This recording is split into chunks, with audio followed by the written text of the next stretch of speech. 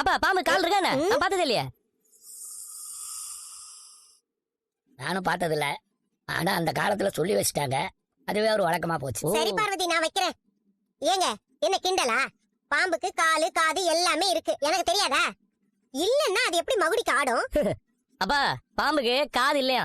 பாம்பாட்டி மகுடி ஆட்டி ஆட்டி ஊதுறதுனால அதை பார்த்துதான் அது ஆடுதான். மத்தபடி அதுக்கு சத்தம்லாம் கேட்காதான். இந்த விளக்கெல்லாம் இவங்கிட்ட யாராவது கேட்டாங்களா? ஏங்க இப்படி வாங்க. வந்தது வராம பாம்பை பத்தி என்னங்க பேச்சு? அம்மா தான் ஆரம்பிச்சாங்க. என்னடா ஹோட்டல் சீக்கிரம் வந்துட்டீங்க போல. ஆமா. ஆமால, 2 பேருமே ஹோட்டல்ல வேலை பாக்குறீங்களா? டேய், நான் தான்டா வேலை பாக்குறேன். இவங்க ஓனர். இவர் ஓனர் ஆக வேண்டாம்னு நான் சொல்லவே இல்லையே முத்து. இவருக்கு எம்ப்ளாயியா இருக்கிறது தான் ரொம்ப பிடிச்சிருக்கு.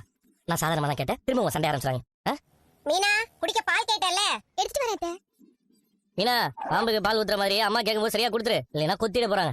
டேய், என்னடா வந்ததுல இருந்து பாம்பை பத்தியே பேசிட்டு இருக்க? தெரியல, அம்மா ஆரம்பிச்சாங்க, அதே உதாரணமா வந்துட்டு இருக்குது. எப்பவும் காப்பி தானே குடிப்பேன், இப்ப என்ன பால் கேக்குற? எலும்பெல்லாம் பலமா இருக்கணும்னா தினமும் ஒரு கிளாஸ் பால் குடிக்கணும்னு நான் ஒரு வீடியோல பார்த்தேன், அதான். ஓஹோ, இப்பெல்லாம் பொண்டாட்டிய புருஷன் பேச்ச கேட்கறத விட வீடியோல சொல்றவங்க பேச்சதான் அதிகமா கேக்குறீங்க. அப்பா, அப்ப நீங்க வீடியோல பேசுப்பா, அம்மா கேட்டாலே கேட்பாங்க.